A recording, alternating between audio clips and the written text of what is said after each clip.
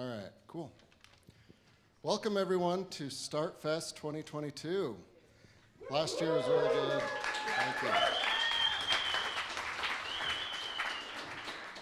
Last year we had a lot of fun, but there weren't people. But now there's a lot of people. Pitch competition is back, which is StartMadness, which is what we are streaming here and outside in the pavilion. It should be a really fun party. So thank you, everyone, for all your support over the years, and thank you to all the funds being here.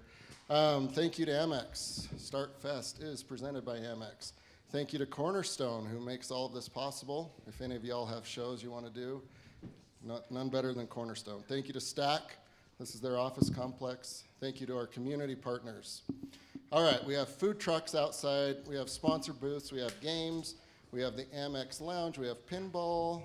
There's sidewalk art. There's a live band, Earl Foot and 90 Proof. There's the Rep Utah Awards. There's the Hyperquake Awards. And there's some Earl Bird Summit discount codes being offered out there. So it'll be a fun day, and we appreciate everyone for coming and being a part of this. All right, so StartMadness is the pitch competition for StartFest. Long tradition of really good companies, really great funds, a lot of good results. And we will start with brief introductions with our judging panel starting here and moving around. And then we will start with Junto right after that.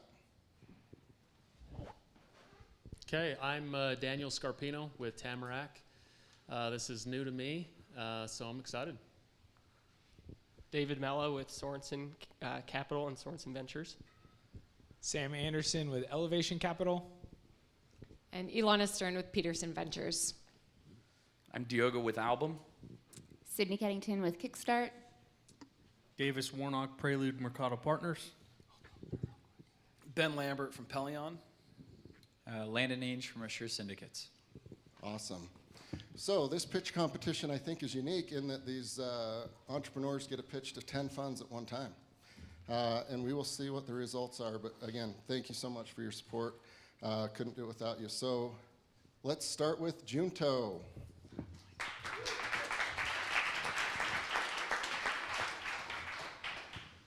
Well, thank you, everyone. Good morning. My name is Spence Angerbauer, and I'm the CEO and angel investor in Junto.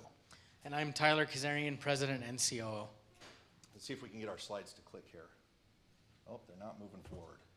We're having some technical issues right out of the gate. There we go.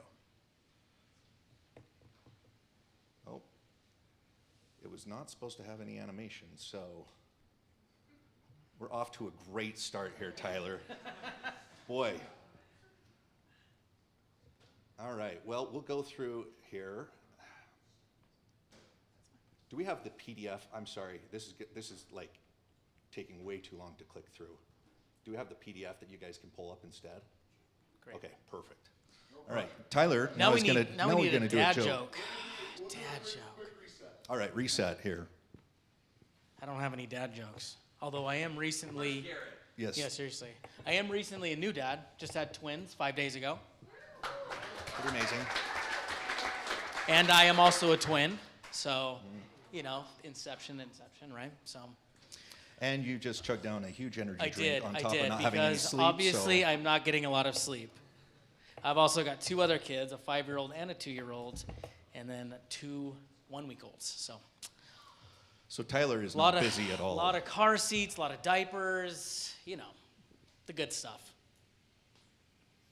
All right, anyone else have a joke? Judges? Nothing? Oh, man. Nothing, Goose? I don't think. Yeah, I think the joke you told me. I don't think that joke is appropriate. Zero pressure. It's all good. Yeah, I've got Oh, good. a joke, but I don't think it's appropriate. It's funny, though. All right, let's hear it. No. No? Well, just in case it accidentally gets streamed. all right, I've got a good dad joke then. So what was the last thing that went through the bug's mind as it hit the windshield? Its butt.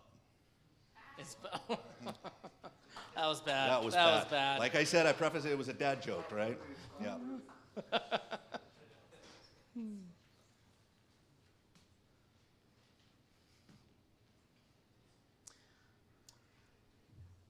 All right. Still? There we go. Okay. Let's kick this off Hey. again, shall we? This is great. Technology works. All right. All right, we're glad we're starting off here. All right. I'm Maverick. I will start again. I'm Spence Angerbauer. I am the CEO and angel investor in Junto. And I'm Tyler Kazarian, President and COO. You know, we're incredibly excited to be here at Silicon Slopes today because not only do we feel we have a fantastic product that we have created at Junto, but we've also been able to create an amazing team with solid expertise in both mobility and SaaS. In fact, one of the biggest claims to fame that we have is that several years back, as a group, we were able to grow a SaaS company from 0 to 100 million in ARR in just 3 short years. Well, to kick things off, let's do a little bit of audience participation. So how many of you in the past 24 hours have used your mobile phone to make or receive a business call or text? Show of hands. Okay, pretty much everybody. All right, we're still having technical issues on the clicker, but we'll keep going here. So maybe you guys could just, there we go, okay. So let me ask a follow-up question to what Tyler just asked on everyone that uses a mobile phone for making their business calls, which is in the last 24 hours, by show of hands, how many of you have actually used your desk phone to make a business call itself? And by the way, using your business phone to forward to your mobile phone does not count. By show of hands, how many have used your desk phone? Pretty much no one. Actually, no boomers in the audience. We thought we had a couple boomers, but what we're able to illustrate there, and what McKinsey and Forrester have also illustrated in the last 12 months, is this: the office phone is dead. Yeah, in fact, if we go to the next slide here, then I'll rest in peace, office phone, right? We'll go to the next slide here. If you look at where the world has gone, Tyler, in the last really 24 months, it's changed for all of us, right? Mm-hmm. We live in this post-COVID era where now 92% of us are working hybrid and 33% of us are working fully remote. That's a huge number. In fact, on the research Tyler just mentioned, only 5% of all users that install a soft phone or a third-party dialer app actually use them. And so that means that 95% of us, we choose to use our cell phones to directly call or text our customers and clients alike. Yeah, well, before COVID, we didn't have to worry about this because our desk phones and our VoIP systems all integrated in seamlessly there at work. We didn't have to worry about that. But now, fast forward to today, all those data points are being lost. Yeah, in fact, if we go to the next slide here, this is a huge problem, right? Losing data. And that's what we are all about at Junto in solving. The solution is simple. Junto brings the power and solution of a complete enterprise telephony phone system all to the power of this, your phone's SIM card or an eSIM, thus allowing you to mobily integrate all of your team's mobile phone activities at the phone's operating system level. Next slide. So again, we're seamlessly integrating in with all of the different tech stacks. So for instance, if you make a call using your phone, it will automatically update that information into Salesforce. So, you know, it's interesting that technology itself is amazing, right, Tyler? But we decided to take it a step further at Junto. And as Steve Jobs said, oh, and just one more thing. Let me ask a rhetorical question. How many of us have been on that mobile phone call with a client where we actually needed to transfer that call to another extension or even department? Yeah, it's an awful customer experience. Well, we've solved that problem as well by creating June. June is our cognitive neural AI engine. In essence, it's our digital AI assistant. So now when you're on a mobile phone call, all you have to do is hit the star button, and June will direct you to transfer calls, put them on hold, even start and stop recording. On calls, you can even silently monitor them, park calls, barge in, and even coach. Yeah, so again, our tech stack, what we're doing is we're integrating everything in to the Junto system so you can track, manage, and monitor all of that into one system. We've seen a tremendous amount of success over the last 8 months, and that's what's led our executive team of seasoned entrepreneurs, investors, to go all in on Junto. Yeah, and so we wanted to just thank you. I know we're out of time, but we wanted to thank you here at Silicon Slopes for allowing us to share very briefly our vision for disrupting a $1.5 trillion marketplace in combining the capabilities of UCaaS, CCaaS, and mobility into the first ever mobile platform as a service. Thank you. Thanks.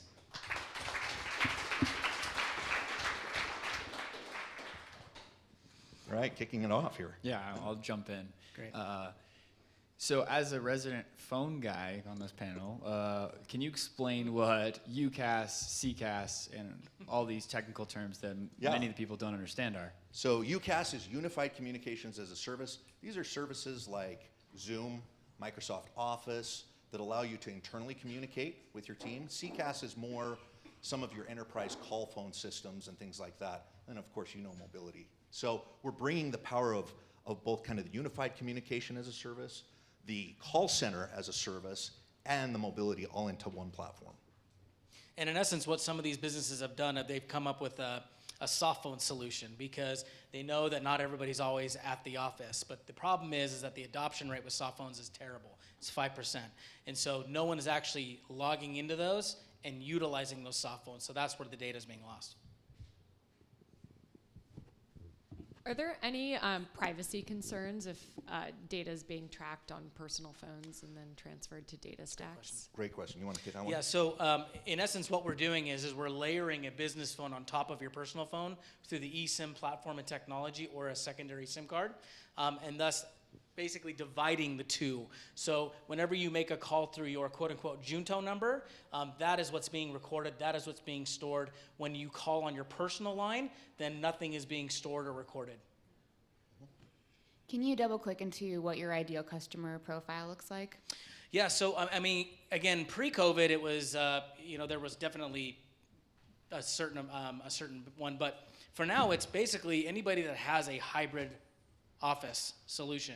Because if you have people that are in their offices as well as in their homes, no business is going to pay for a desk phone to be put into a home. So in essence, what you're doing is you're paying for those expensive office phones than just to be forwarded to your customer. So ideally, it's anybody who has a remote workforce or a hybrid workforce. There's also another really big sector is the outside rep. So if you're a technician or you're an outside sales rep, ADP, or a huge conglomerate that has a bunch of like pest control technicians or whatnot, utilizing the Junto phone is another big market. And so we've seen use cases. Our clientele ranges from some of your top enterprise customers, retailers, et cetera, all the way down to mom and pop shops that are using it as startups, right? So our clientele is very diverse, especially kind of in this post-COVID era, because again, if you have a remote work environment or any type of hybrid environment, this is the perfect solution for you and your team.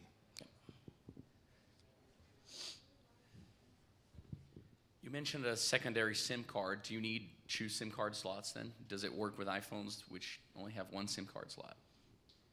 You want me to take this? Yeah, you take All right. that one. So all iPhones that are iPhone 10 and above, all support our eSIM stack. It's built into it. So you literally provision it within seconds. You choose your new mobile work number that you want through Junto. That'll provision your secondary line. And now, even in your native dialer that you have for your iPhone or your native text message, iMessage, you can use your Junto phone line as a virtual number there. It's key to remember this, that there is no app that needs to be downloaded. This is integrated natively into the operating system, so we're not having to change behavior. We're not having or creating extra steps for the sales reps or the customer service reps.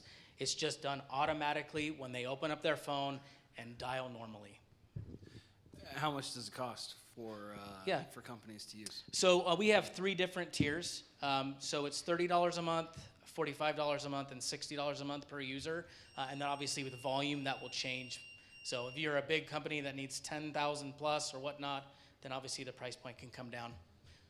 Yeah. So, any other last questions? All right, thank you very much. Thank you.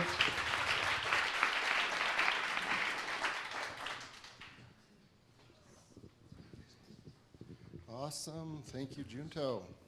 All right, we're going to transition these slides for a second. So I've been lucky enough to have a lot of these folks on the podcast over the years. And to hear their stories, it's very fun. I've joked with Diogo and Landon and probably a lot of folks if I could just slide over a little check for everyone that was on Meat and Potatoes podcast, I'd have a pretty good portfolio. Yeah, there you go. All right, so no more dad jokes. But there's a pretty good party going on outside, so text all your friends and let them know that there's some pretty good food trucks. There's a lot of fun games to play, and seems like people are having a pretty good time out there, along with sponsor kiosks. All right, are we good? Cool. All right, next company is Ethic. All right, check this out. Let's see if we can get this clicker to do its job. Other way. Yeah, let's see. Yeah, thumbs, this thumb. All right, my name is Melissa Seavey. I am founder and CEO of Ethic. And I'm Allie Jensen, head of marketing. Come on, whoa. So the handmade sector is the second largest employer of people in the developing world, second only to agriculture. This means there are hundreds of millions of people making beautiful craft that has often been passed down for generations. However, many of these artisans find it nearly impossible to break into the global market to sell their goods. We are in the time of the Great Resignation, and employees are sick and tired and feeling disconnected with their companies. No more branded tumblers and no more cotton t-shirts. We are here to change the way that companies source their gifts and products, and especially we are here to make this complex supply chain effortless. The corporate gifting market size is steadily growing with a projected market growth of $306 billion by the end of 2024 in the US alone. And companies are also expanding how they do corporate gifting, including employee and client appreciation, events, and even gifting to prospective clients. So we're solving the problem for both the artisan group and the ethical corporate buyer by connecting them through our two-sided wholesale marketplace. And we're working to change the face of corporate gifting and product supply chain by working with artisans in places like Uganda, Nepal, Guatemala, bringing their handmade goods into the B2B space. So we're currently working with over 20 artisan groups across 17 countries, and this is looking to double by the end of this year. Up to this point, our core business has been in wholesale, where we work directly with the artisan groups and help them to develop in oftentimes it's tens of thousands of items, white labeled for companies that they can then launch as their own. This is about 90% of our business, but we're really leaning into building out our corporate gifting offering as we see big opportunities in that space. So because just by nature of being handmade, the sky is a limit for what can be customized. We can bring in a company's logo and branding into the products. We can create cards that have pictures of the artisans that made them and the story behind how these products are made. Our customers love working with us. So far, we have seen a 0 customer churn rate and even repeat purchase orders and products and usage of products across different departments. We have also, in only 2.5 years in business, have seen a lot of traction. We already have $1.7 million in revenue on the books this year, and we are projected for $2.4 million by the end of 2022. In addition to that, we are seeing how our channel partners, we are currently onboarding new channel partners in the company, in the employee recognition and swag space. In addition to that, later this month, we'll be relaunching our website, which will have an increased automation for SMB corporate gifting clients that will be tripling our holiday gifting from years previous. So the fun thing is that the more we grow, the more we're able to affect our artisans around the world. In the past couple of years, we've worked with over 2,500 artisans, 100,000 fair pay workdays, over 500,000 handmade products. And second only to our impact, the thing that I'm most proud of is building a team of dedicated 7 full-time employees who love their jobs and are deeply committed to growing our business. As of now, we have been fully bootstrapped up to this point, which we are very proud of, but one issue that we keep facing is our long cash conversion. So which is just preventing a lot of growth for us. And so if we were to receive funding, we're looking to put that funding into 3 main things that will help our growth. The first is expanding our sales development team, the second to increase our marketing spend, and lastly to purchase 3 months inventory. So several years ago, I was in Uganda with our artisan partners, and there was a new cohort that was getting a paycheck for their very first time. And as each of them got their paycheck, they were cheering and eventually the whole group was chanting something in the local language. And I turned to one of the artisans and asked what they were saying, and it really encompasses everything we're working to do here at Ethic. They were saying, Today, our children will drink milk. Thank you.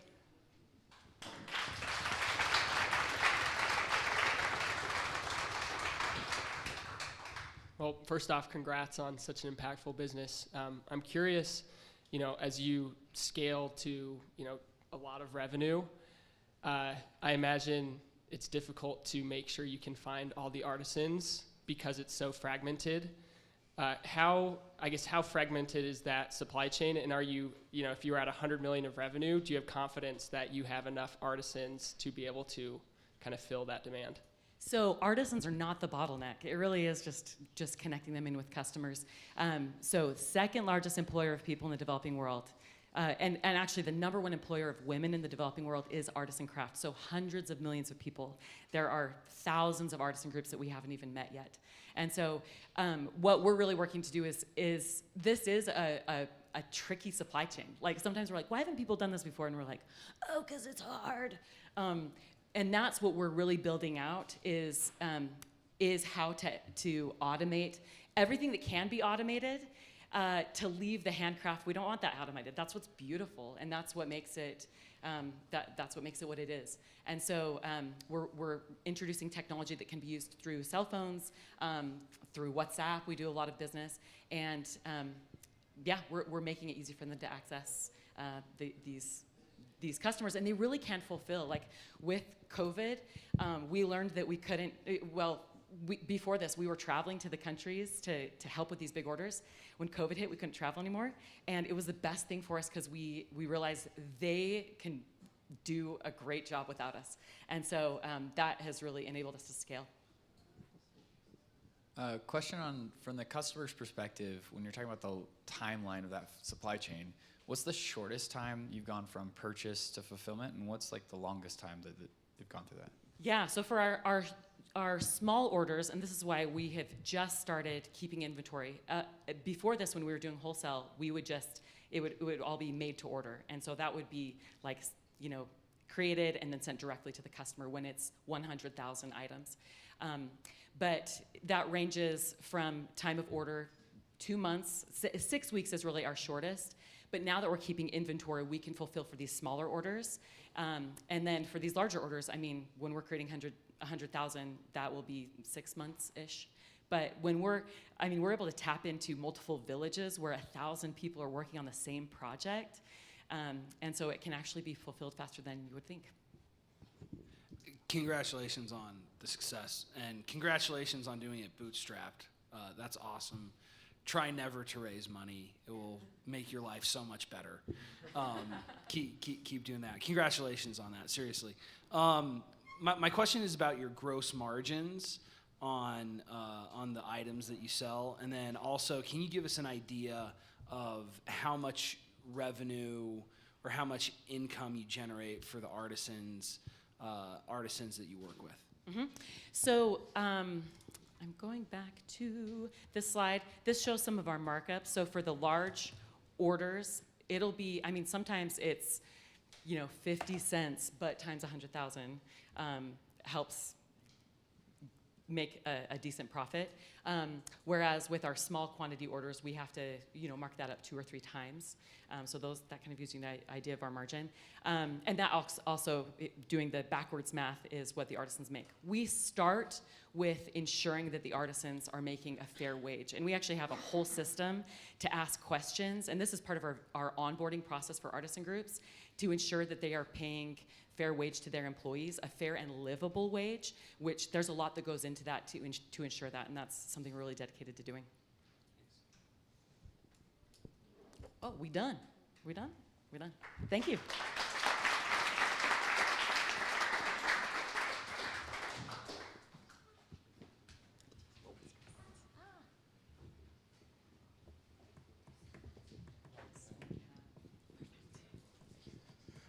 Thank you, Ethic.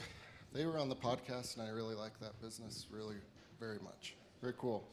All righty, moving right along. These guys were at StartFEST last year. Great story to tell. Hollow.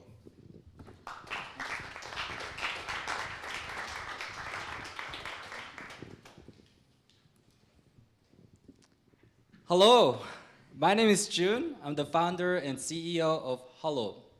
We are an on-demand language learning platform for speaking. In one click, you start practicing with a native speaker in real time via video chat. In simple words, we help language learners become fluent. As an immigrant, I understand the challenges of learning a new language. The biggest one being finding opportunities to speak. Language learners spend most of their time in their textbooks and not speaking. Grammar and vocab are not the best way to learn, and you never become fluent by just reading and listening. On our platform, you can talk to native speakers within 3 seconds and talk to other students in real time 24/7. So let me show you how the product works really quick. Open up the app, click on the button, and boom, I just got connected with Jamie already. And if she accepts, we're gonna have a conversation right now. Hey, Jamie, how's it going? Hey, good. Welcome to Silicon Slopes. Just wanted to hop on a call, say hi, but I gotta go, so thanks for helping us out. Thanks. Good luck, everyone. See you, Jamie, bye. Awesome. So as you can see, Hello provides you with opportunities to speak in one click. We launched our product a couple of years ago. We currently have over 1 million students, and we're growing organically.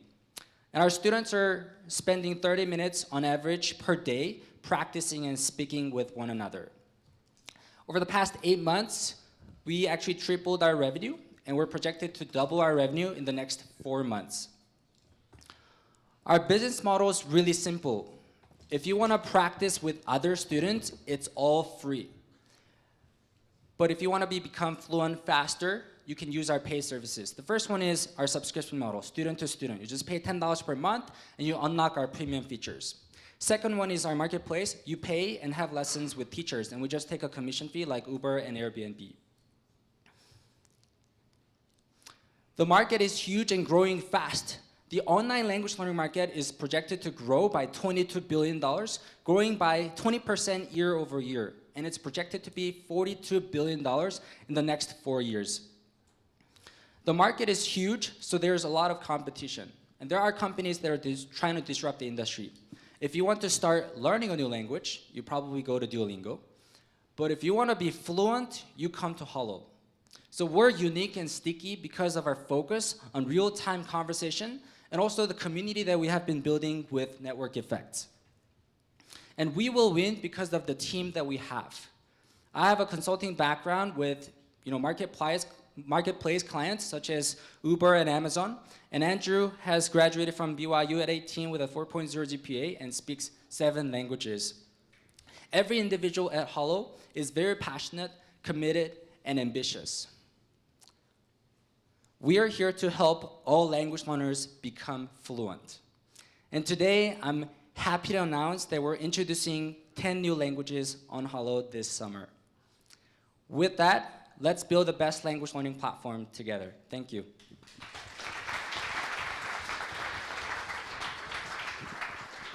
Hey, buddy. Hi. Hey, so on the million users, what's the daily active users on that? Our daily active users are about 30,000. Monthly active students are about 215,000.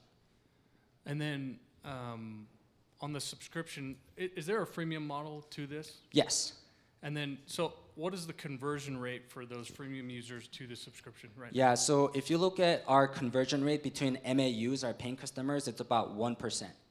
And if you look at Duolingo's, they started at 0.5% between paying customers and MAUs. So we're already at 1%. Duolingo is at about 4 to 5% right now. So we're confident that we'll continue to focus on that conversion rate so we can actually get to 4 to 5%, who knows, maybe even 7 to 8%. So we would like to continue to grow and expand our community through our payment freemium services, and then eventually would like to convert them to our platform, or paying customers. Hi. Hi. How do you think about quality of the teachers on the platform, and as you scale, like what's the process for vetting? Yeah, so there's 2 ways to vet our teachers. The first one is our onboarding process. So you have to meet certain criteria for you to be a teacher. So you actually submit an application. one of our team members reviews every application and make sure that they're good teachers. So we accept only about 35 to 40% of our teachers, so we're making sure that the quality is there. And second one is through our review system. So just like any other marketplaces, you leave a review for the teachers, and if you're not good, you're not going to be able to find teachers, or you're not going to be able to find paying customers and students. Hey, June, how are you? Good, how are you? Three real quick questions. How do people hear and find out about Holo? How much does it cost Holo to acquire a paid user? And then what is like your geographic distribution of users? Those are great questions. So a lot of our users are coming from South Asia. We're finding those students through mainly organic search, Google Play Store, App Store, also word of mouth. So we haven't spent any money on advertising to be able to grow our platform. And it costs us $0 right now because we're not spending money, but we have been spending about $20 just to gather data per day. And we tested with 2 countries. First one is Korea. It's about 59 cents per customer. It's about 3 cents per customer in India. So it's really cost effective for us to acquire customers. And then the third question was around. I answered them. Okay, thank you. June, that 3 cents in India, that's for a paying customer? Sorry, that's actually per every customer. Okay. And then paying customers, we're still gathering data because we just have been able to grow organically. So we don't have actually much data about paying customers in terms of CAC and that information. So. Excellent, thanks. What is the right investor? What value are you trying to get from the investors that potentially back you in this round? Yeah, I think there's a lot of important aspects of our business. First one is marketplace.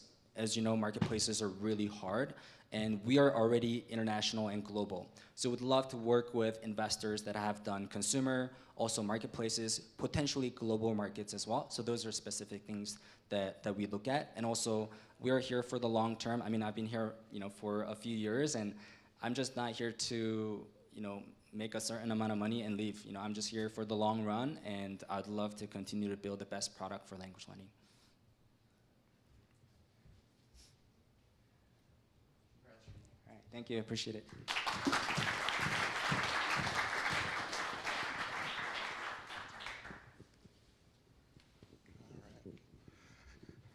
Thank you so much. Love it. All righty. Up next, we've got Kilter. Welcome, Kilter. All right. Hey, everyone. How are you doing? Thank you guys for coming out. Whoa. Yeah, and thanks for Silk & Souls for putting this on. June, that was cool. I've seen you present. You're really good at it. He's kind of my hero. I want to be like you when I grow up. I want to talk about Kilter. Kilter's it's a search engine for new car inventory. I was on a plane with a guy earlier this month, and I said, Kilter's a search engine for new car inventory, and he's like, how does that not already exist? And yeah, you'd think that that problem would have been sorted not long after Al Gore invented the internet, but yeah, we've done this, and it's pretty amazing. I started this company because I have a ton of passion for cars. I have a ton of passion for personal, great consumer experiences, great user experiences, and if you've ever shopped for a car online, you know how bad it is. So, I'm going to talk a little bit about the problem, but I actually want to talk about something else first, and that's the context around search. Because if you understand search and what causes it to work and how to evaluate opportunities, then it's much easier to understand the opportunity that we have at Kilter. It's actually more valuable to understand search than it is to understand Kilter, because once you understand that, you'll see the value that we bring. So let me talk about that really quickly, just to at least raise the questions, right? So context. Number one, how do you evaluate an opportunity in search, right? How do you know how likely a company is to win? How do you know how fast they're going to win? And if they do win, how do you know how big that prize is? That's something that's worth spending time on, I think, when we get to talk more. Number two is, how do you actually win in search as a search engine? I think, and also there's another really key thing that's related to that, which is, why is it that companies that win in search, the companies like Kilter, actually have a huge advantage versus the established competitors like CarGurus and AutoTrader and Cars.com? We actually have a huge go-to-market advantage, and it's not just us. Any company that's doing something really well in search is benefiting from this big tailwind where they actually grow much faster. So we're going to benefit from that. And then the last thing that's worth understanding is, how does any company that can amass a giant audience, whether they do it through search or not, If you amass a giant audience, how do you monetize that platform? And there are 5 really good ways that I've kind of thought about like a lot across all sectors. Like, how do you monetize a platform when you have a big audience? And there are 5 ways to do it. Generally speaking, what's cool is they're not mutually exclusive, so you can do it a bunch of different ways and make a ton of money. Automotive is massive. It's $700 billion just for new cars. That's not service parts, pre-owned, insurance, lending, none of that. Like just new car purchases, just new car retail, $700 billion industry, 16 million new car buyers, and it's a really bad experience. So I want to try to show, if I can, here. Let's see. Oh yeah, thanks. Okay, this is can you go to the next one? Okay, this is, oh yeah, go back. That's me right now. Okay, here we go. All right, so this is an example of a search that you do on Kilter versus on other platforms. Most people, I want to focus on the far right-hand side, which is, this is probably the experience you've had in the upper right-hand corner. You're searching for a car, and what you end up with is a bunch of false positives. You have to go through a bunch of cars that you don't actually want because the vehicle data are so bad and the filters are so bad that you have to manually sift through a bunch of stuff. Like that's the known problem in shopping for a car. The filters cause it to be 90% plus false positives. You got to manually sift through stuff, and that's no fun at all. But what's actually worse is what happens to the left of that, which is, first of all, most people don't know this, but those platforms, you're missing half of the inventory to start with. So like cars you would buy, these 6 cars here, those all match your search, right? Those cars that you would buy, you don't even get to see because they're not on the platform. And then what's even worse is cars that are on the platform that you would buy get filtered out when you apply the right filters for those cars because they don't have good underlying vehicle data. So you check the box for executive package or M Sport package or brown leather interior, the system doesn't know those things are there, and you're hosed, right? So Kilter, I'm running out of time here. Kilter is, we have every single new car in the country on our platform for the brands we have. We can add a bunch more. We start with everything. We don't have any, we've got filters for every single package and option, and you end up seeing everything you'd want to buy. So that's what we do, and I am out of time, so we're gonna have to like cover the rest of this in the Q&A. So, oops. Did I just do that? I just did that. Can you do that? Sorry about that. All right. Yeah, questions? Yes. So I'm a pretty simple guy. We have a Honda and a Subaru, and it's like white and gray. Yeah. And it's like there's probably like 20 of those on KSL. I imagine this is more for someone who, you know, maybe it's like a sports car, very specific color, very specific make and model.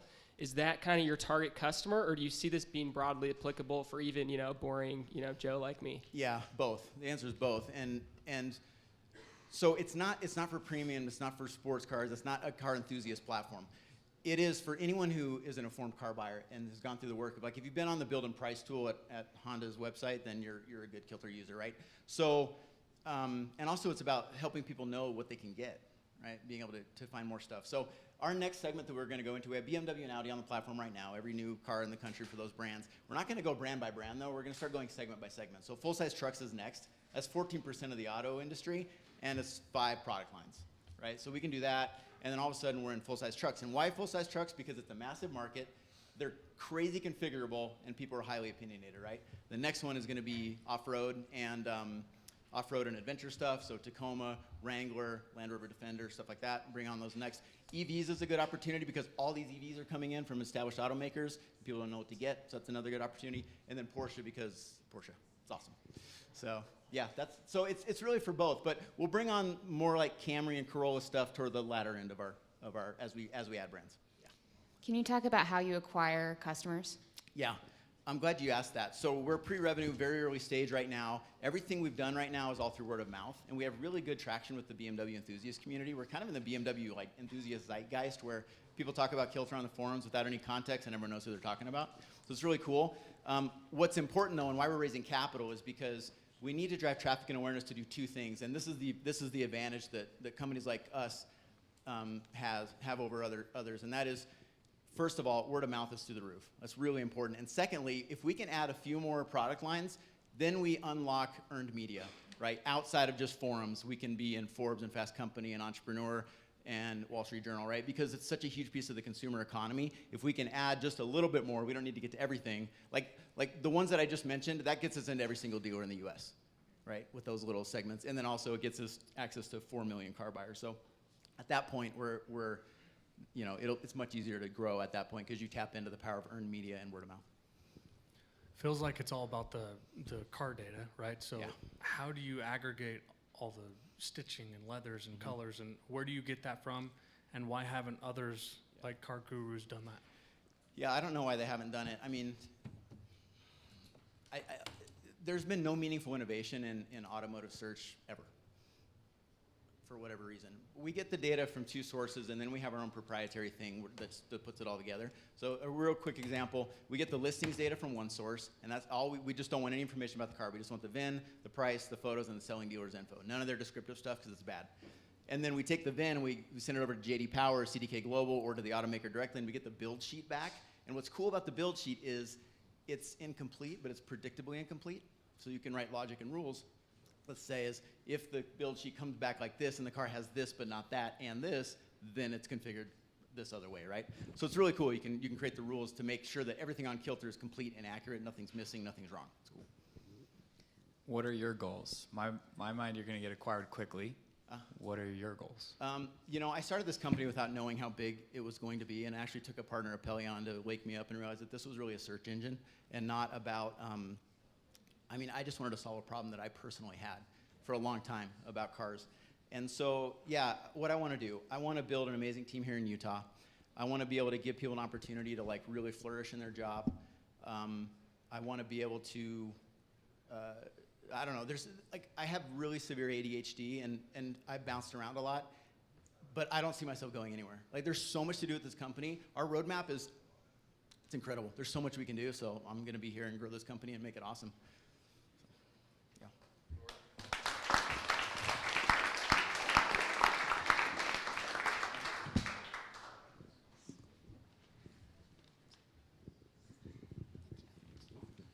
Very cool. All right, there is free ice cream at the Amex kiosk outside for those that are watching outside. Free ice cream. All right, up next we have Gyver. Welcome.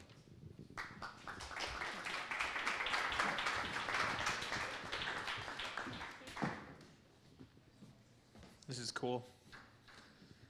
All right. My name is Jordan Oborn. Oh, am I going to have the same problem? Is it the wrong direction? There we go. Okay. I am the CEO and co-founder of Gyver. We exist for small businesses. So Silicon Slopes StartFEST is like candy for me. I love it. We support, simplify, and scale small businesses, especially blue collar. And the reason why, if we look at the blue collar industry, most of the blue collar industry is home-based, which is not super great for growth. There's a ton of demand right now between a huge deficit of housing, fulfillment, supplies, everything else. And when you run out of your house, your garage, your truck, it's really hard to grow that business. So that's where we come in. The small business owner that's too busy doing flooring to take a phone call or whatever it may be, or doesn't have the space to actually grow or hire employees. So we call that the $10,000 growth dilemma. If any of these small businesses really want to grow, they got to hire a secretary, $3,000 blessed bucks.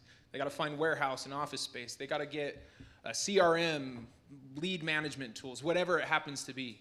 So that's where we come in with our $500 growth opportunity with what we call the Gyver stack. So starting with warehouse and office space, and then also having other shared resources like a virtual assistant, CRM, referrals, network, etc. That's where we come in, and we're starting with our first location. We already have it. It's just down the street here in Lehigh, off of State Street, 1657 North State Street, 43,000 square feet. We have a combination of office space, shared warehouse, kind of private warehouse space, and pallet shelving, and co-working space as well. Now, this is just an idea of kind of what the warehouse breaks down, kind of looks like with sectioned off spaces and pallet shelving in the office. What's going on in the industry right now? There is, of course, co-working, Kiln. Lots of people are very familiar with Kiln and WeWork and spaces out here. A lot of people here today are probably have an office at those spaces. But if you have a product company, if you have a contracting company, it's just not enough. You need that warehouse space. And on the warehouse side, there's not a lot of options out there right now. What there is, it's basically storage unit. Can't really run a business out of a storage unit. And then we also can look at different referral networks that currently exist or contractor resources. Nobody's bringing it all together. And that's where Gyver comes in. Currently, two of the closest competitors to us, Ready Spaces and Saltbox. Ready Spaces is 25 locations, is bootstrapped a lot, but has raised some money. Saltbox has already raised over 150 million, and they only have 5 active locations. But they're more focused on e-commerce. We're more about blue collar and a little bit of e-commerce. Growth-wise, each of our individual locations can make from the space anywhere up to 2 million or more. It's kind of a weird combination of tech and real estate. We love it. And then the vision. So we see ourselves in more than just this one location. There's a ton of need in any market that's growing and has a lot of needs for construction or product, e-commerce, whatever it may be. So we already have plans to grow to regional expansion and then additional expansion into a couple different states and then continue to grow that.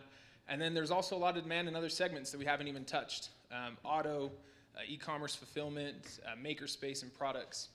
And then at the end of the day, we exist for small businesses. So for everybody at StartMadness and StartFEST, if you know anybody that is trying to grow a business, maybe they have a little Amazon product, maybe they do liquidation, maybe they're a contractor that's still just stuck out of their truck. Those are the kind of people that need to grow and have a lot of opportunity to grow. So we are doing a raffle for a free month of space and credit towards different business services at Gyver. And yep, that's us.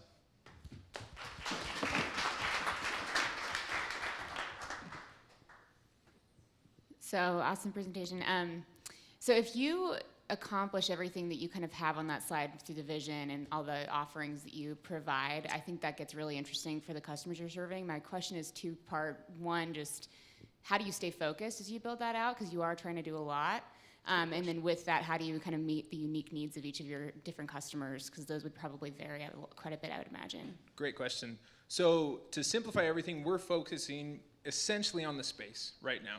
So I'm providing the warehouse space and the office space. And then we have a bunch of partnerships with, because I don't want to be a bookkeeper, I don't want to be a lawyer, I don't want to be any of these things that these businesses need.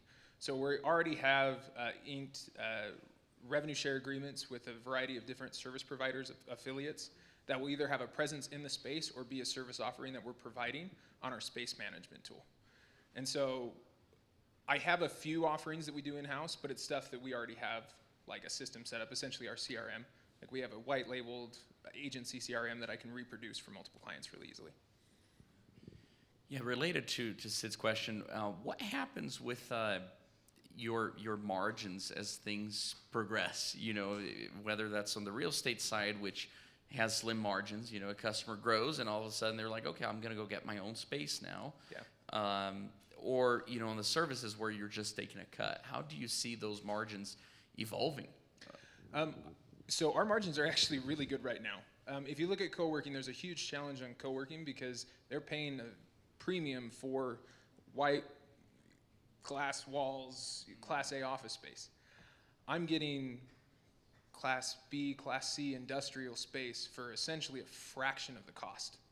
So not only are my margins on the space side way better, and only get better actually as I fill more people in, but like we also have the benefit of appreciation as we're building out these lower kind of class spaces into nicer office spaces. So there's a lot of opportunity to continue to grow. And then on the operational end, it doesn't actually take a ton to do what we're doing. And because we're not bringing a lot of the services in-house, they're just third-party affiliations. It's not like my costs operationally are increasing significantly as we offer more stuff. I don't know what I don't know about the real estate space. Yeah. But it feels like I hear that real estate is inflated right now. Has that played into your business model in any way? The one piece that isn't inflated is industrial. Okay. So right now, industrial space is at essentially an all-time low vacancy rate. Like, and a lot of people that do a lot of real estate investing are actually shifting to commercial industrial because obviously COVID and everybody's moving out of office spaces. And even with a potential recession on hand, our clients are basically getting just what they need. So your bigger companies that might be getting a warehouse that they don't actually need, say 2,000, 5,000, 10,000 square feet, can downsize and come into our space. Or the guys that are still trying to build their company can come into our space and get 100 square feet. On the co-working space, it feels like tech companies have now crossed a tipping point where most are going to start in a co-working space. That's where they look first. On the industrial side or the contractor side, I'm assuming we're not there yet. So how do you find customers and bring them into a co-working environment where culturally they're not accustomed to that? Yeah, so I actually didn't mention this, so I'm glad you asked. So we haven't even done any marketing, and I already have over 20 businesses that have already put down deposits on the space and over 30,000 in revenue that's been committed on a month-to-month basis from those deposits. Most of it, honestly, has been networking and Facebook Marketplace. So there is a ton of demand as a younger generation is aging into or coming into blue collar. And then the other piece is the e-commerce side. I mean, you have almost everybody and their dog is trying to sell something and get a pallet and break it down and sell it. But most people don't want to be breaking down a pallet in their family room, at least after they've done it a couple times. So that's where we can come in. And then, yeah, the other piece again is that contractor end. You're having a lot of these older contractors that maybe wouldn't actually come into our space that are aging out, and the younger generation is seeing the opportunity and coming in, and they're more open to it. Cool.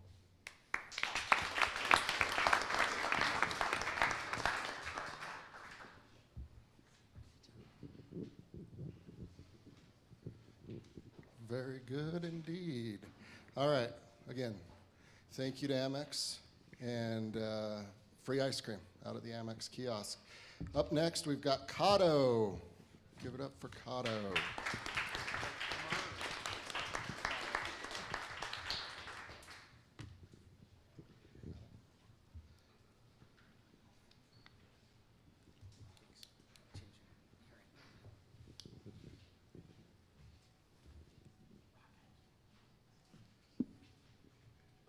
Kado connects students to part-time tech jobs, and in 2020, the workforce was reduced by 3%, which was a loss of $2.1 trillion. And Corn Ferry said that in 2025, the workforce is going to be reduced by 9%, and it's going to be a loss of $3.5 trillion, and by 2030 it's gonna reduce by 11%. It's gonna be a loss of $8.5 trillion. And to really recover from this, you really need 85 million people that go from non-tech jobs to tech jobs, so that you don't really lose that much money. And so for the businesses in MySpace, Chegg and Handshake, Indeed, Fiverr, and Upwork, they have been there for like the past 5, 10, 20 years, and they still haven't not been doing the great job. So Kado is in great place to really help kids get tech jobs. And we are working with the U, we are working with the U Health, Next Society too as well. Thanks, Elfoot, this school too as well. And the biggest client that we have is Sandbox. They partner with Kado to really train the next group of POC talent on quantum learning.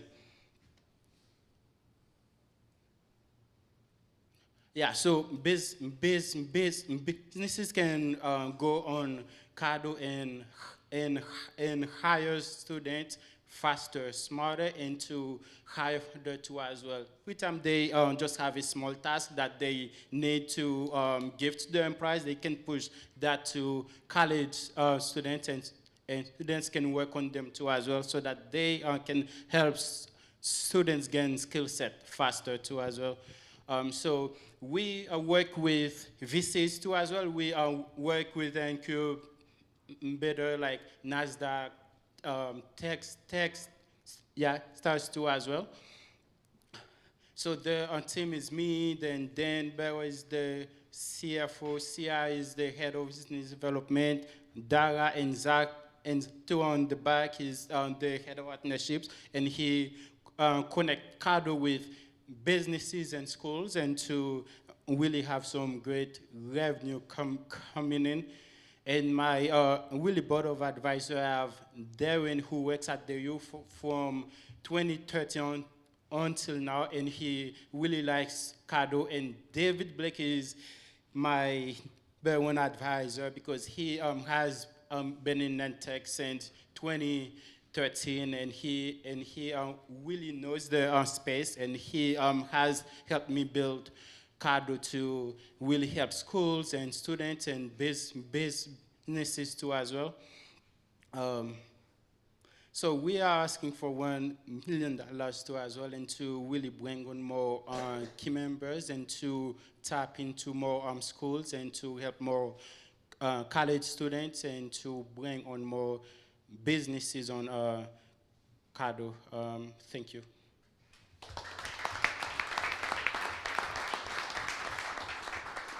I've loved that you're doing this since I first saw it, so thanks for the mission and what you're doing. I'm kind of curious just to understand the story quickly and keep it high level if you want, because I know we're limited on time, but just what inspired you to build this out and kind of your background?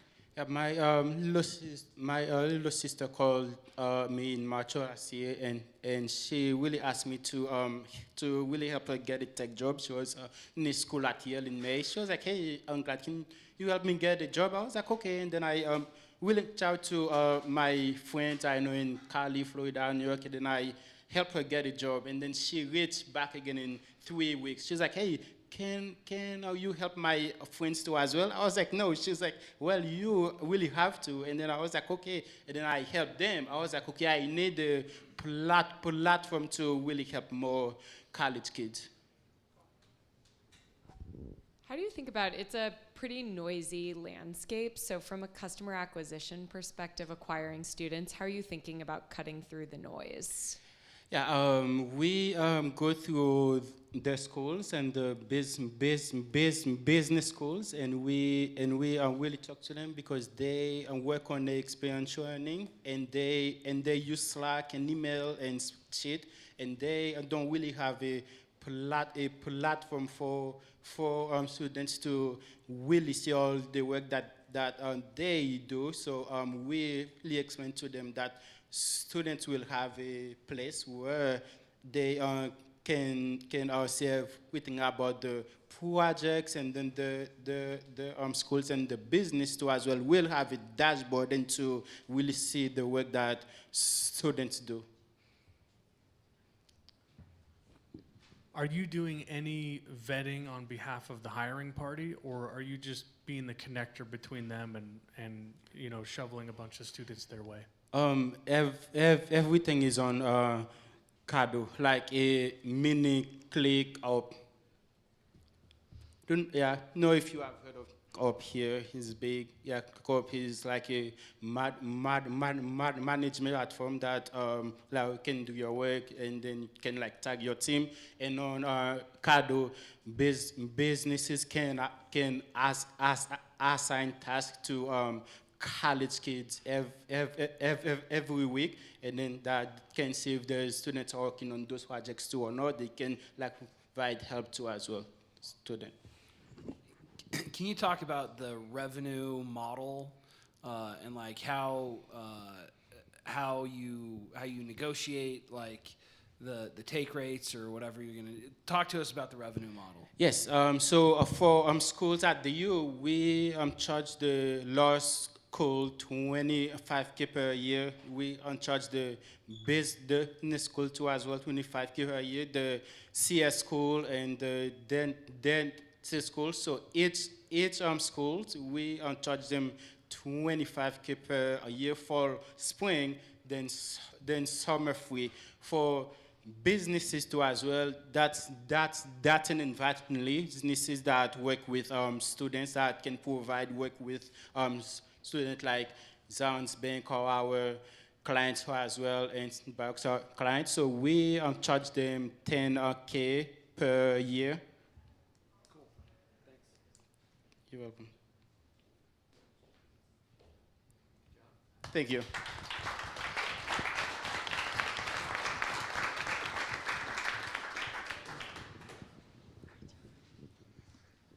Love that company, love that idea. All righty, moving right along here. We're now to number 7. Genial. Welcome, Genial.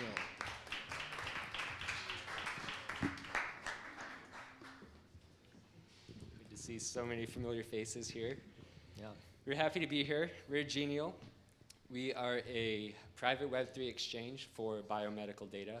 We connect data producers and consumers with patients and do so in a way that 1, safeguards patient privacy, and 2, protects data ownership. My name is Chris Hansen. My background is in engineering, have MBA as well. I've worked on products that you use every day. Chips in your iPhone, Square credit card reader, GFCI chips, and all the new construction in the US. Those do about 10 million a year. So my background is product, but I will turn it over to Adam, our CEO, for our pitch. Thanks, Chris. So during my PhD at the world's largest medical center, I led the discovery of over 150 genetic disorders. But let me tell you about one of them first. If I could advance the slide. What's the trick to this? Okay. Point low? Okay. Thanks. So these children, they all have the same disorder. But it wasn't until 4 years after our discovery that they were actually able to receive a diagnosis. Now, I had the opportunity to sit down in the clinic with their families and hear their stories. And they all shared how throughout the entire lives of their children, they had basically spent it searching for a diagnosis, for an answer. And when they finally received it, it was like a miracle to them. Now, this info, this miracle, I knew about this 4 years earlier, but I had no way to share it with them. And that's because the current approach to protecting privacy cuts patients out of the loop and creates a bottleneck. This is the largest bottleneck facing precision medicine. The #1 NIH-funded geneticist, he's our customer. And he said, methods for secure and protected searching of sensitive data are sorely needed to make the most rapid discoveries in biology and medicine. He went on to recognize that at Genial, we've demonstrated a proof of principle of a new approach to this end.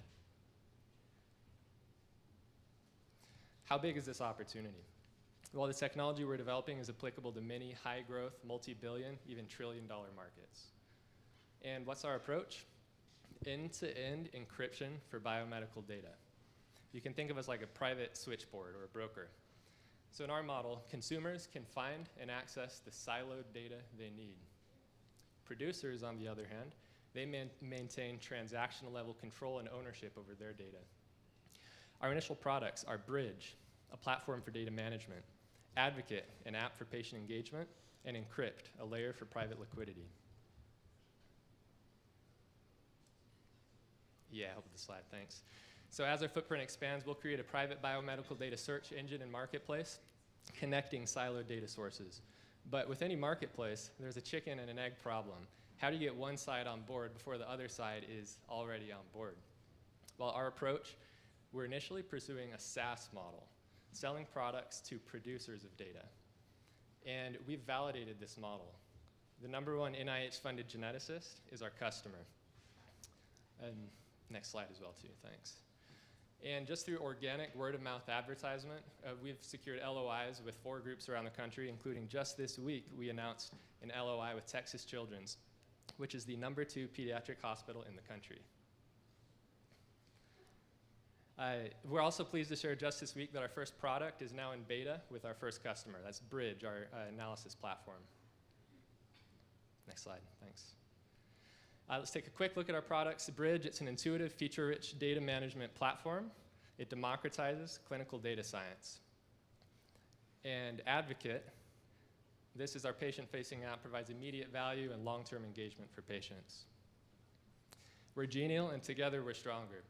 Join us as we create a world where precision medicine is available for all through private data liquidity. Thank you.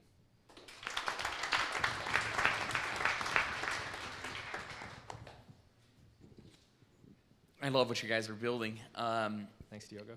Yeah, what changed in the past few years that now allowed you to build this, right? Because this wasn't possible a few years ago. That's right. right. We talked briefly about this. Yeah, so there's the convergence of a few different technologies that are all coming together to make this possible. First is genomic medicine. It's now a reality. Next is platform biotechs. They invest in a platform and they're trying to figure out which diseases should I go after. And now on kind of the Web3 security end, the core encryption technology that we're using, it's very new. And previously, it was too computationally expensive to be viable at scale. But recent advancements have made that be now feasible, just barely in the last couple of years. I'm curious, this data, patient data, is obviously hard to access and really valuable to medtech, pharma, all life science companies. Are you focused specifically on rare diseases, or are you focused on everyone's data, basically? Thanks. So rare diseases is a fantastic beachhead. That's where we're starting. But our long-term vision is to become the platform for private exchange of all biomedical data. Can you talk about your business model a bit? Yeah, so in our initial stages, we're just a SaaS model. So we're selling tools to data producers that help them make their data more valuable internally, better manage it, and also better iteratively interface with patients. And as our footprint expands with those data producers, that unlocks the opportunity to pivot to the marketplace model in the end, where consumers of data can search for what they want and purchase it over our transaction, where we act as a private broker. The story of those children with the rare condition, how would their diagnosis have been accelerated had Genial have been in place with their providers?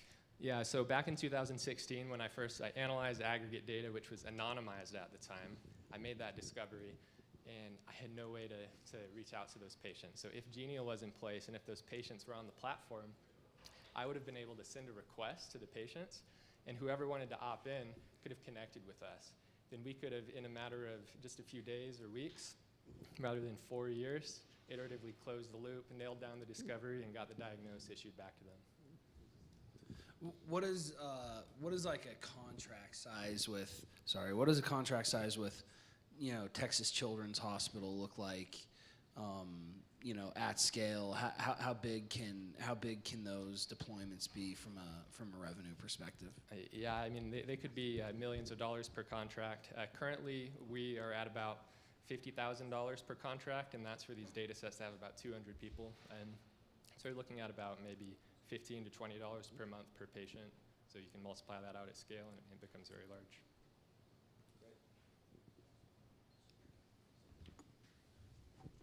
Can you speak a little bit more about sort of the go-to-market on both sides? It sounds like you're going to patients through like healthcare systems right now on the provider side. Yeah. And then, would be interested in the life science side as well, since they're large and bureaucratic. Yeah, absolutely. So we think of it on the consumer or the producer side like a B2B2C model. So we're working with healthcare systems, diagnostic labs, large groups. On the consumer side, so we've been reaching out and maintaining close communication with different large biotech companies, Deerfield Management as well, different other groups are very involved in this space. And they're giving us feedback on basically, if you're able to get this type of data on the platform, we would be an active customer. So that's kind of the vision, is to work towards that. In the meantime, generate revenue on the producer side. Thanks, everyone. Thanks.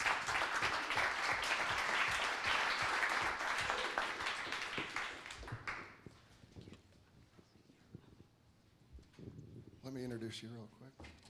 Sorry. Jumping the gun there. All right. I love these pitch competitions.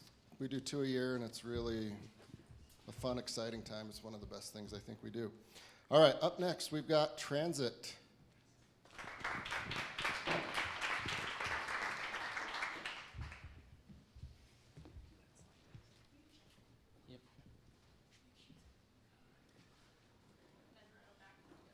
Cool. My name is Tyler Sumner, and this is Jared Mom. We're the founders of Transit. Transit is a SaaS platform for the fleet management industry. Our mission is to provide comprehensive data at the fingertips of our clients so that they can make... Sorry. It's getting sticky. Can you go back that slide? Thank you. So they can make crucial decisions for their business, streamline their operations, save money, know their fleet's capacity, and expand the life of each individual vehicle. Next slide, thank you. With many companies still using whiteboards and spreadsheets to track their data, they're finding it very difficult at this time with inflation and costs going out of control. That inefficient business processes are causing them to not be able to extend the life capacity of their vehicles while minimizing repair costs overall. We've solved this problem with creating Transit. Transit is a data platform that allows our users to go from driver all the way back to home base with the information needed. Let's let Tyler show us how it works. Yeah, so with our drivers app, drivers like Tim here can scan into their vehicle, perform their daily vehicle inspection report as required by the Department of Transportation. As they go through that inspection and the key points, if there are any violations or issues with their truck, they can submit a repair request, which then goes to their fleet manager. Once that is approved, it goes into our mechanics portal, where mechanics can prioritize and schedule work and repairs to be done, give live updates, and complete those repairs. Next slide. Oh. Our user portal has filters in all this data. We have dashboards from anywhere from the COO of the company, fleet manager, to drivers. Here they can see live actionable insights, drill into detailed cost per mile analysis reports, which will help them control their fluctuating costs. Our enterprise pricing model is very simple, right? It's based upon unit. So a power unit being something driving down the highway, and a contributor unit being that of a trailer or warehouse equipment. That can either be paid monthly or annually. So speaking of trailer, have any of you guys seen an Amazon truck going down the road or a trailer going down the road? Well, I'll tell you right now, those are not being pulled by Amazon drivers. Next slide, please. Those are being pulled by independent owner-operators or independent contractors. These contractors, there's about 680,000 in the United States today, many of which that are coming into the industry are millennials, and they're searching for an application to have something at their fingertips, but are often, and they have been, overlooked by the business-to-business sales. And we mirror our platform with that of the driver's app to give them the data at their fingertips. Next slide. Our pricing mirrors that of our business-to-business and is packaged affordably with both annual and monthly subscriptions for those owner-operators. Yeah, and at Transit, we've been busy. We launched our MVP this spring, tested, and it is out to the free market and brought all our clients on. We are currently underway on our driver and owner-operator application that should finish the end of this summer, and going into 2023, we will work on our mechanics portal. A recent market size analysis for Transit, we identified 302 million units that would take benefit from using our platform. That would equate to a spend rate of $19.5 billion as of 2020 and is increasing 10% year over year until we hit 2030, which is projected to be at a $53 billion spending rate. So, as everybody likes to see this, imagine 1% of that market, that would equate to 290 million in ARR just for that sales channel or revenue channel. We're excited, and it's a big opportunity, and we have big plans to capture it. What questions can we answer?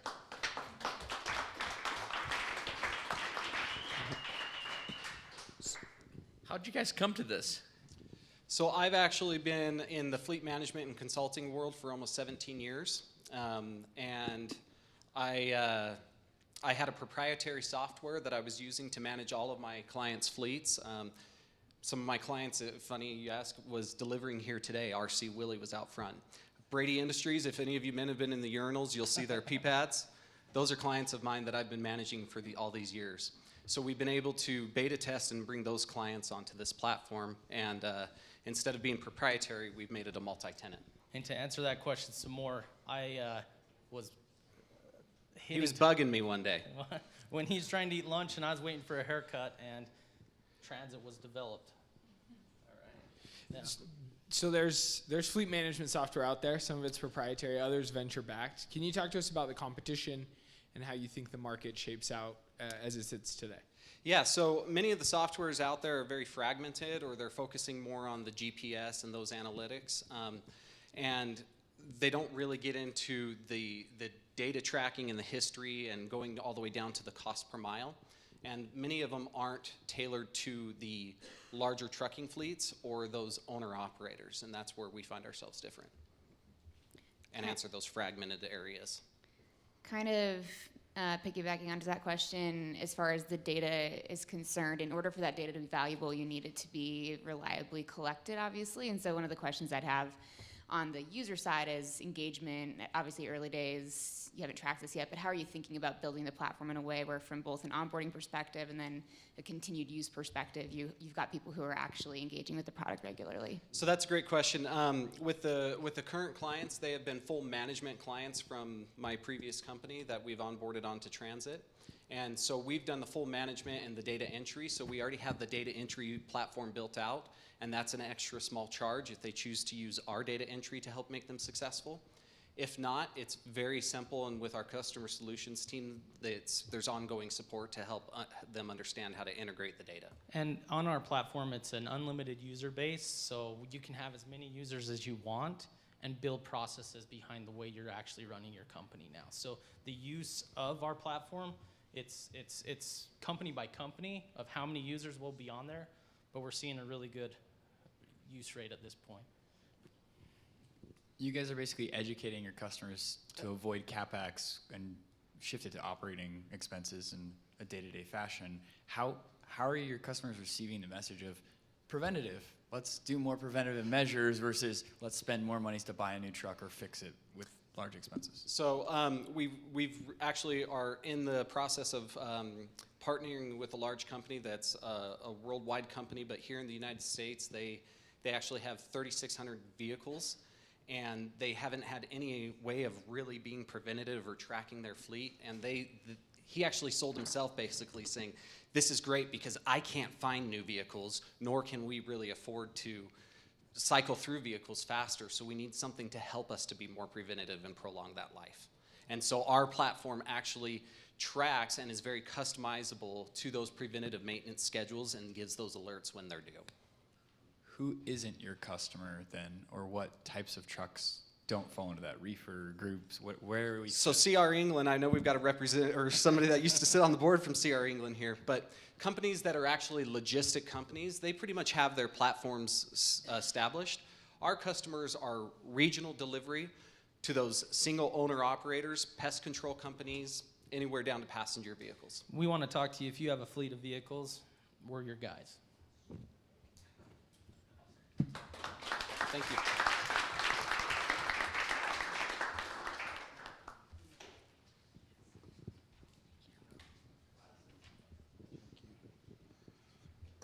All righty. Getting down towards the end here. We are going to finish these last two, which are great, and then we will go out and have a fun time out there. Free ice cream at the Amex kiosk. All righty. We are here with Savvy Learning now.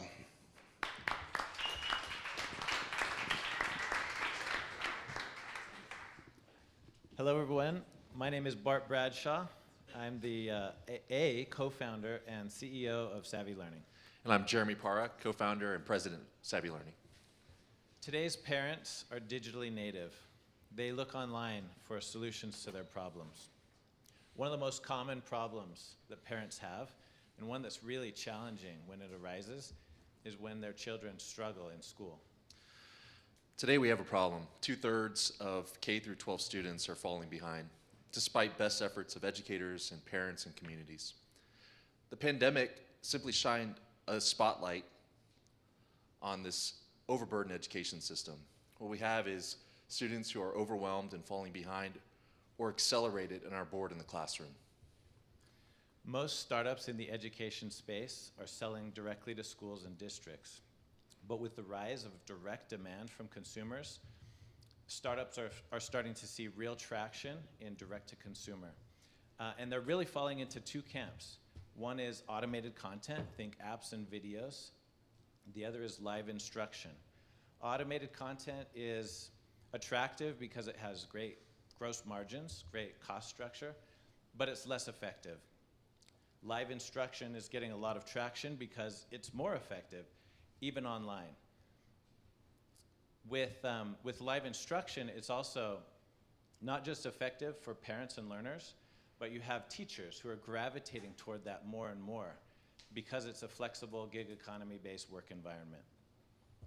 And so Savvy Learning, we see ourselves really filling that upper right-hand corner of both effective and using the best in class for getting this cost structure down. So we're bringing together that human interaction, that live instruction, that empathy that a teacher brings to the classroom, along with highly engaging content. We're using standard curriculum, and best practice. We're bringing this in an online environment, but we're building a group of tools that are interactive and engaging for the student. So any way you cut it, Savvy's market opportunity is enormous. And right now, B2C in particular is growing 16% year over year. So with over 1,500 daily active users and a 99% customer satisfaction, we're off to a great start. What really gets us going are all the unsolicited testimonials we receive on a daily basis. They often bring us to tears of joy as we hear students gaining skills and confidence where they didn't have that before. We really feel that this investment in early child education puts them in the driver's seat of their future rather than leave them wondering what's wrong with them.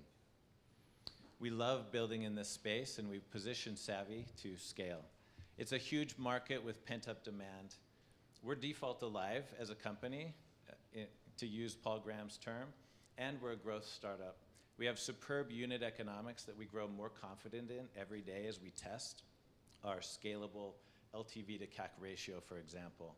We have an ample supply of delightful coaches. We accept less than 10% of the thousands of applicants that come our way.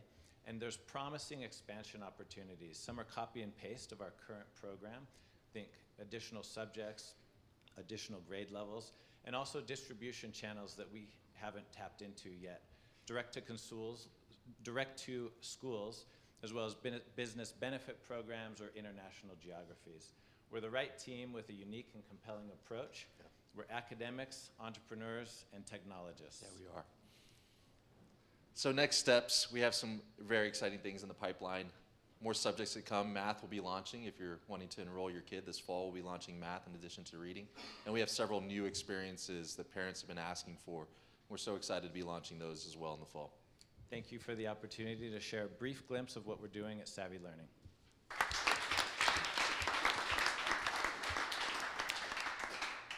What's the right age range of students on the platform? So currently it's pre-K to 6th.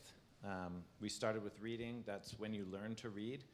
We imagine expanding from there. But reading and math, if you can really get those first grade levels covered, then that's the foundation for everything else up through 12th. And is it all live instruction and one-to-one, one-to-many? How does the model work? Correct. Today it's live instruction. That's our main program. That's our monetization. We have choices. You can do one-to-one, which some students are going to find valuable either for a long time or just seasonally. And then we also have group classes.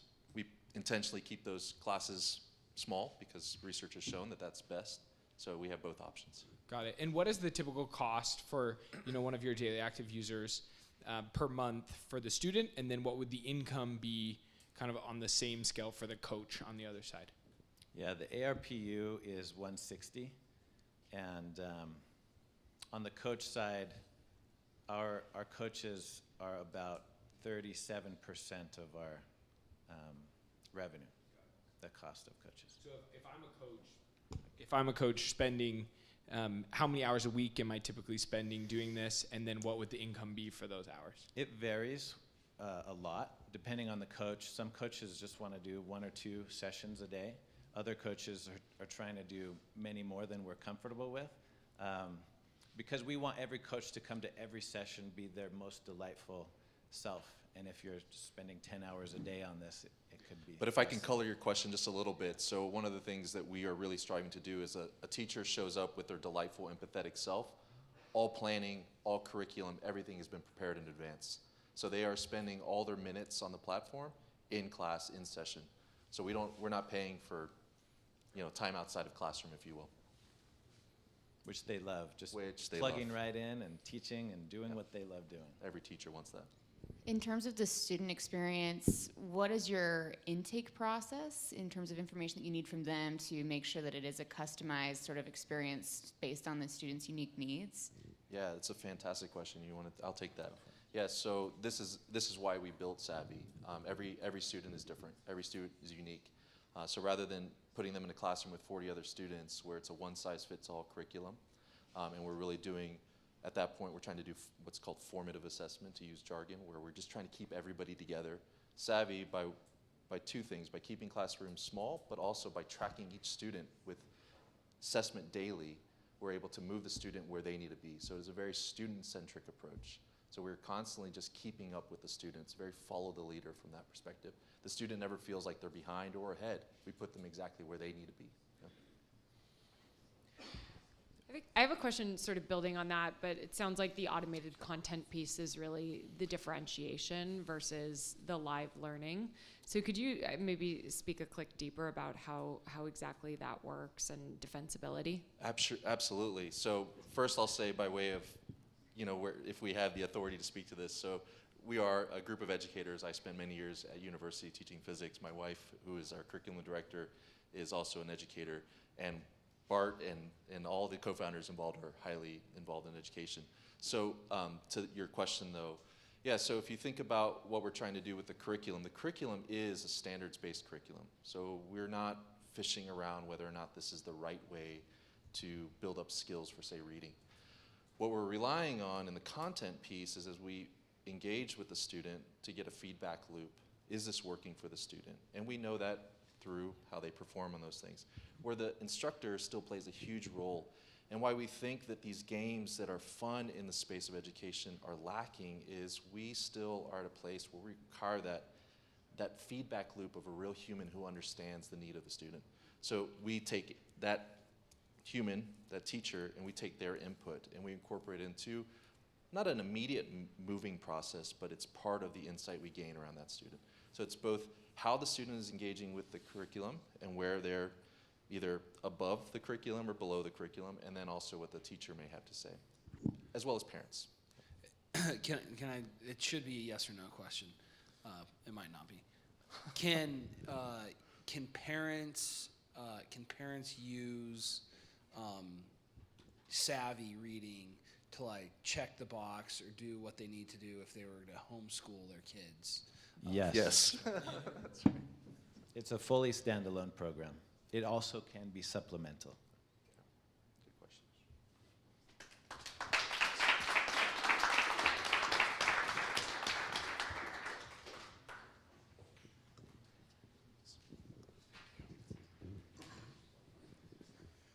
How we feeling, judges? You got enough morale and strength for one more? Okay, Teal goes out. Everybody else is trending upwards. All right, last but not least, and then the fun will start outside. We've got useless crypto. Okay,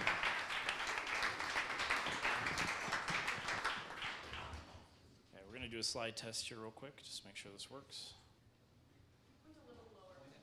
Oh. Right there. Nothing. There we go. Forward, back. All right. Let's get this party started. So I'm David Wiley, and I am the CEO of Useless Crypto. You're probably first wondering, why is it called Useless Crypto? It's actually a funny story. We started out by saving a token called Useless, and then we gave it utility, and we built a product called All for One. And it's a non-custodial multi-chain wallet and charting application. And what it does is it reinvents accessibility, convenience, and security of cryptocurrency trading. So one of the things that that we're trying to solve in this space is that decentralized finance, you may or may not have heard of it, crypto is on the forefront of everyone's mind. It's on the tip of everyone's tongue. But the difficulty is people have trouble participating. Why is that? So the first is inconvenience. So I'm gonna relate a little story to you. So when I first got into crypto and cut my teeth on DeFi, there was a token that I wanted to buy. And so I'm like, all right, I'm gonna buy this. And they're like, well, you gotta buy BNB first. So I went to Binance and I put money into Binance and I'm like, oh, I can't move it out for 10 days in the centralized exchange. So then I went to Coinbase, another centralized exchange, and I put a couple $1,000s in, and I could only pull out 700. I'm like, okay. So I sent that over to Binance because Coinbase didn't support BNB, and so I had to go to Binance to convert it from Stellar Lumens to BNB, and then I had to convert that, send it over to Trust Wallet, convert it to BEP20 BNB, then connect the Trust Wallet over to a DApp to swap the BEP20 BNB for the token. I mean, that's a lot of steps. Here you can see that user journey in order to participate in decentralized finance. A lot of steps. So what we've done is we've consolidated multiple different pieces of the DeFi space. A charting application, which people typically use something like, believe it or not, PooCoin. Yes, they call it that.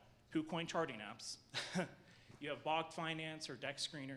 So you have these charting apps that people will look at. Then you have these DeFi wallets that you have to go through and set up these complicated seed phrases and go through this whole rigmarole and back it up. And we combine this entire experience where instead of going to an exchange and then you do the KYC and onboard with the exchange and then send it to your DeFi wallet, all these things happen in the app. So you download the app, you create a wallet, and you onboard via on-ramping, and you can search for, find, and trade crypto with a buy and sell button within the app. So that's our solution, 3-step instead of this multi-pronged step solution. So what we've built in terms of a wallet, we have a multi-chain, non-custodial, hierarchical deterministic wallet. So, sorry, I'm an engineer, so, but what this means is that you have a lot of the flexibility of multi-chain, but you see all your assets in one place. Between multiple wallets and multiple chains, it aggregates your value all the way up to the top. And the buy and sell button allows you to buy and sell seamlessly within the app, so you don't have to interact with a browser external to the actual app itself. So this is a $2 trillion market, and decentralized finance is growing. Centralized exchanges are a bit of a necessary evil, but DeFi, decentralized finance, decentralization, this is not just something that is, well, people are curious about interacting with these tens of thousands of liquidity pairings, but they can't access it because of these barriers, and we knock down those barriers. So anyway, we're useless crypto. The only thing useless about us is a name. Thank you.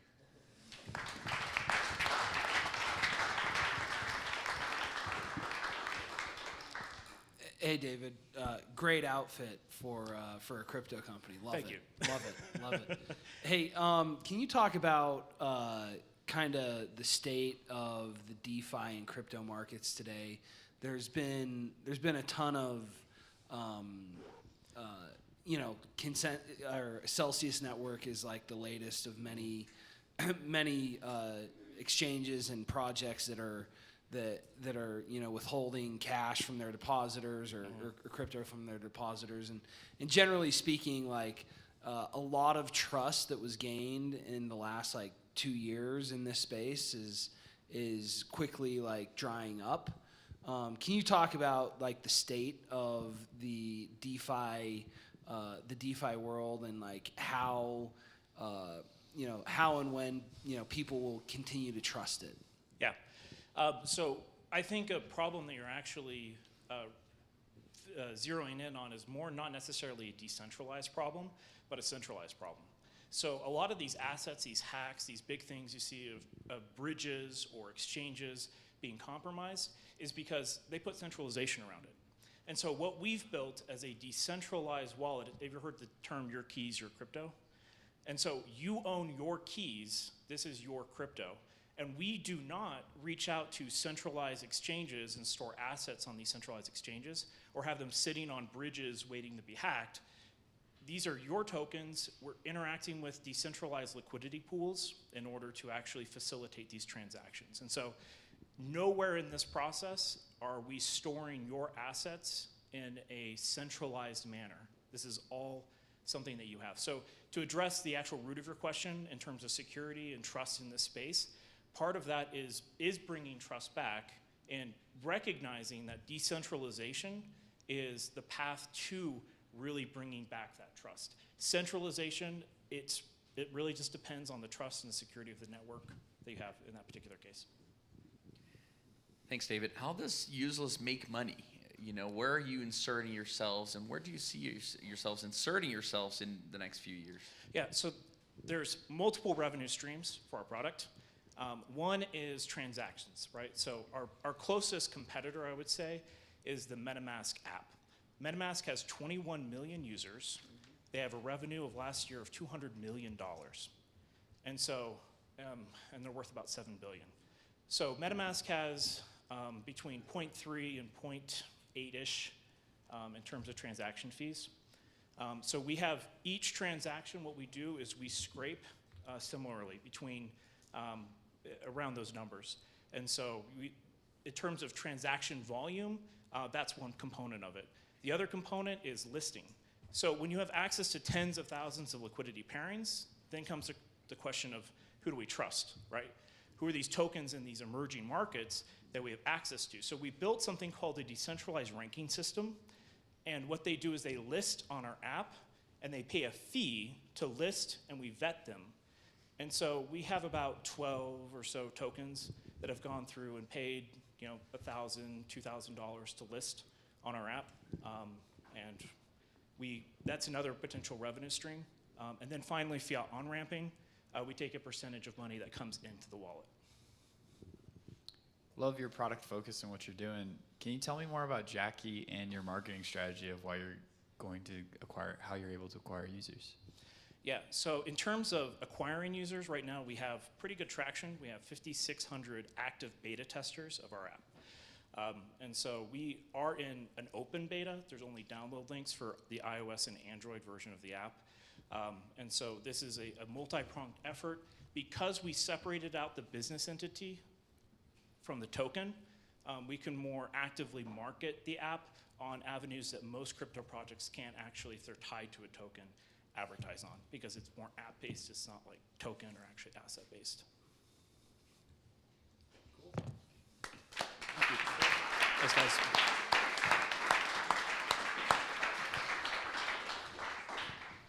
All righty. David actually taught me a lot about Web3 and crypto.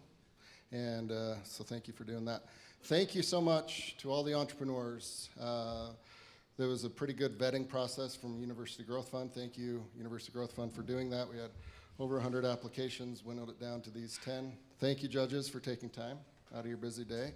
And I think we all know that Silicon Slopes really favors entrepreneurs. There's a lot of things to do in life that are noble and fun. And what you all are doing is at the top of that list. All right. What a cool opportunity to pitch 10 funds all at the same time. Talk about shooting fish in a barrel. All right. If there are any deals that if anyone's feeling the spirit right now, we will announce those later at around 1 p.m. If not, hopefully we can do a story and a follow-up with that. We will end this live stream here and all go out for the free ice cream and the fun food trucks and the spike ball and all of that. So thank you so much, everyone, for joining. Thank you, judges. Thank you, entrepreneurs. Appreciate it.